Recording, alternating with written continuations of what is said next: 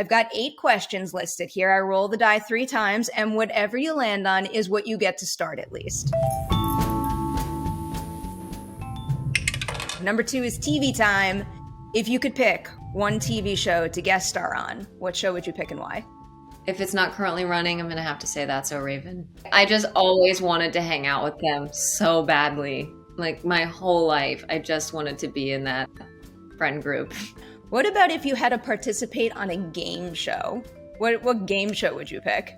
I would go with either Wheel of Fortune or Deal or No Deal. Okay. But I think Wheel of Fortune is always going to be top. Wheel of Fortune is my pick, and I finally submitted to be on the show, and I got an audition and missed the email. One day I'm going to get on. No! You know what's going to happen? I'm going to finally get on the show, and I'm going to be that, asshole who just keeps spinning bankrupt the entire time and never gets to play. It's going to happen. Watch. All right. Roll number 2 for you now. 4 is learning lines. What's your favorite tip or trick for learning your dialogue? I do a voice memo on my phone and I record the other lines. And then I like play it in my car, and I think it's a really good way to learn lines. But I also think sleeping on lines is like the most helpful thing to do, because then somehow you wake up in the morning, and if you've done the voice memo thing throughout the entire day and then you go to sleep, it's like magically in your head. All right, you got a number 6 to wrap this up. I'm happy we landed on this because it's 4-legged friends. Do you have any pets? Yes, I do. Her name is Banjo, and I'm away from her at the moment. She is my best friend. She truly is just everything to me. And she's my baby girl. That's her. I gotta make you play our second game. We're playing Would You Rather this time around. Okay. All filmmaking questions. They're a little silly though. First one is, would you rather have to fake sneeze or fake vomit in a scene? Oh, okay. I know this is weird, but I think I would say fake vomit because I don't think I've ever had a fake sneeze, and it seems like that would be harder to do. And when you fake vomit, they usually give you like applesauce and like oatmeal, and not that bad. When I came up with the question, that was the approach. People always say, well, fake sneeze sounds less gross, but no, like, have you ever had to fake sneeze? It's not easy. It does. It really, I think I would be, I don't know. I've never done that, so I don't know, but it seems like throwing up or vomiting. I guess I would choose that one. Would you rather have to fake fall asleep or fake drive in a scene?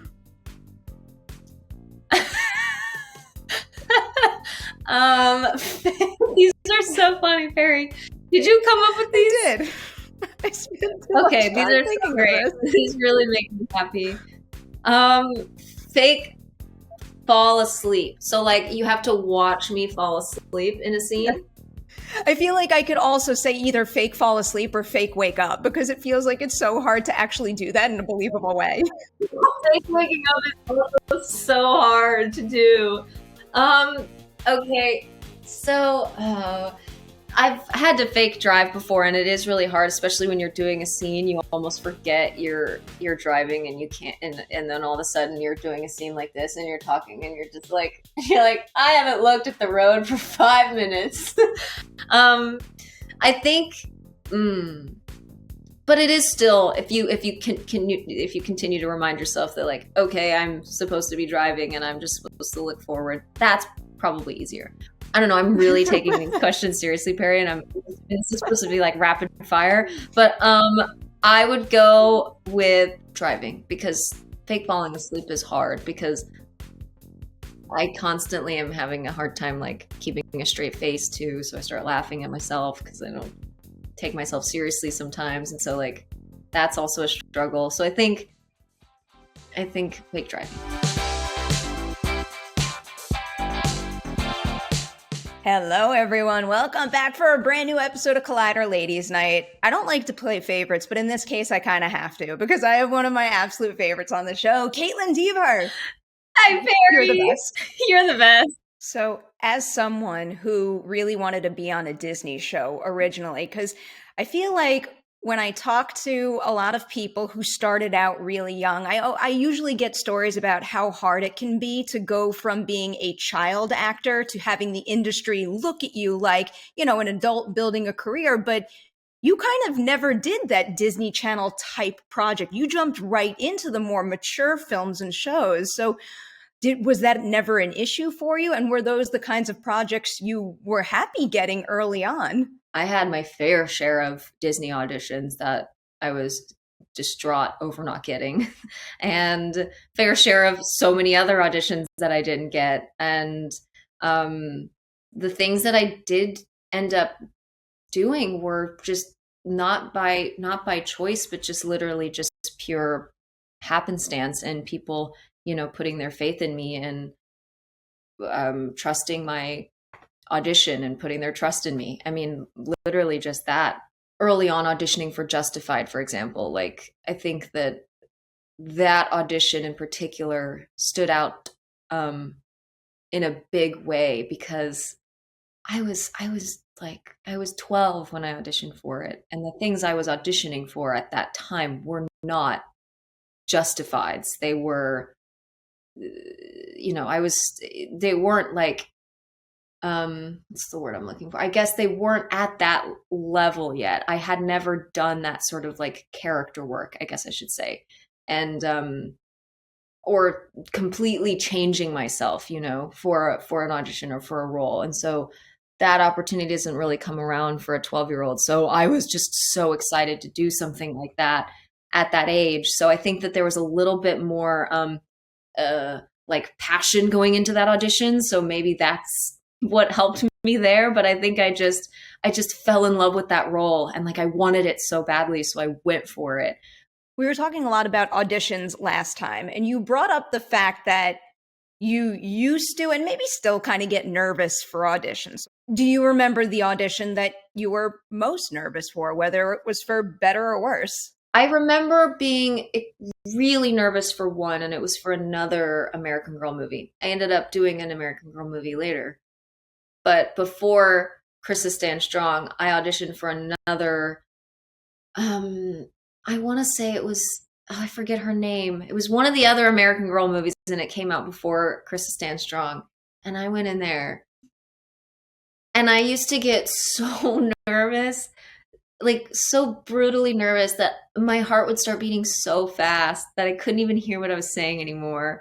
And I was beating so loud that I was just like, oh my, I would just get in my own way. And it was just so, I can obviously laugh about it now, but at the time I was so embarrassed, and I knew I did bad. I knew I messed up so bad. I just kept forgetting my lines. I didn't know anything, and I prepared them so much, but I just literally couldn't remember anything when I got into the audition room. I was so disappointed in myself.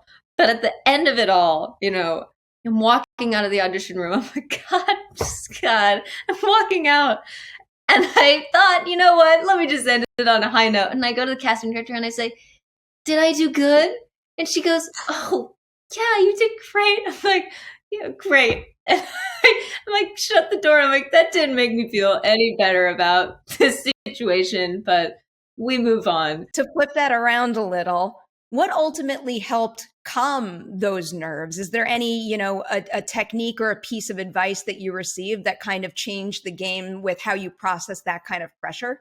I was on Last Man Standing for like most of like half of my life. And I did table reads every single week of that show. Every single week since I was 13 years old, I was doing a table read every Wednesday morning at 10 o'clock. And now I'm not, I don't worry about table reads anymore because I've just done them so much. And I think that auditions, repetition really, it just is, unfortunately, you just have to keep doing it, and you have to go through the bad auditions to get good auditions, to get better at it. Another thing is, like, I've learned that I can't have like 2 cups of coffee before an audition. It just really doesn't help me. I've learned that actually, if I don't do that, it makes things a lot easier for me. Before we jump ahead to Evan Hansen, you have like 1,000,001 titles that I want to touch on right now. We don't have enough time, so instead, let's get at it this way. Of everyone that you've worked with, of all of your co-stars, whose process would you say is the most similar to yours? And then who's someone that challenged you to adapt and maybe adapt for the better? Amy Adams, when I met her and when I started working with her, she immediately felt like my best friend, my best supporter. She felt like my real mom. She was so many things immediately. And I think we clicked on so many levels, and I looked up to her in a lot of ways, but I also just felt like we had a lot of similarities. And I really felt like just the way, and when we were doing scene work and acting together, it just felt like we were always on the same page, if that makes sense. I think that like directors are actually the ones that can be very drastically different from one another. And I think that Kathryn Bigelow she is an amazing director. And what makes her so incredible is that she is a perfectionist, and if she doesn't like something, and if she doesn't think something is good enough, she will go back 3 days later after you've done a big sequence, and she will go back and do it again. And that was definitely a new thing for me that I had never, and neither of the other actors on the set of Detroit, we had never experienced that before. So that was really exciting. All right, so I'm jumping into Dear Evan Hansen now, but you know I'd be kicking myself if I didn't at least mention Booksmart at a point, so this is going to be my weird way of getting at it. Your Booksmart co-star, Beanie, is very good friends with Ben. So what was her reaction when you told her you were cast in this movie opposite him? She actually knew that I was Zoe Murphy before I knew I was going to be Zoe Murphy. So I think it was one of those things where obviously Ben knew for a little bit, and then she got the news before me, and it was like kept on the DL. But once she knew that I got the news, she called me screaming, like actually screaming on the phone. And she's basically just like, I can't handle the idea of you and Ben in the same movie. I'm not going to be okay. I always love talking about the value of a good scene partner, and Ben seems like a pretty special one here. So what is something he did for you as a scene partner on set that maybe helped you access something within your own character that you wouldn't have been able to without him? First off, just to say, like, I think Ben, because he's lived with this character for a while, he completely understands this character so on such a deep level that when that's already there and you have that as a foundation, you can go anywhere with that, you know? And so I remember on set with Steven in particular, we were playing with a lot of different versions of the scenes.